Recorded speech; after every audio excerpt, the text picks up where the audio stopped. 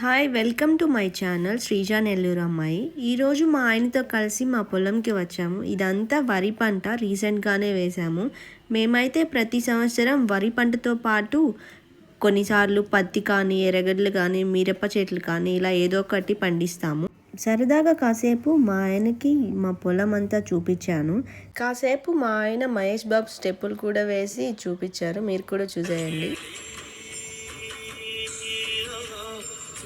ఈ నిమ్మ చెట్లు 5 years బ్యాక్ వేసామనుకుంటాను. దీనికి మా అక్క నేను మా నాన్న అందరం వచ్చి నీళ్ళు పడడానికి వచ్చాం సంక్రాంతికి.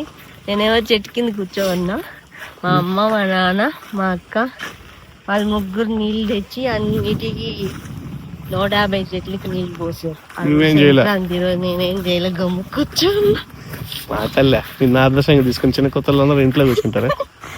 అవును, నాకు బద్ధకం, నేను చేయను. నిమ్మకాయలు ఎక్కడ ఉన్నాయి? ఒక వీడియో తీసుకుందాం. ఎందుకు మార్కెట్కి వెళ్ళి తెచ్చుకుందాం బా. ఎందుకు? నిమ్మకాయలు చూపించాలి కదా మనకు కాస్తున్నాయని. ఇదిగో బుజ్జి బుజ్జి కాయలు. కాయమండి ఎండిపోయాయి.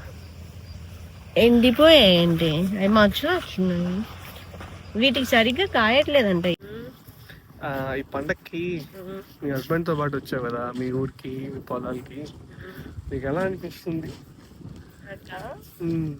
ఏమనిపిలా, కొంచెం హీల్స్ వేసుకొని కష్టపడి నడవాల్సి వస్తున్నాయి. ఫీల్ అవుతాను.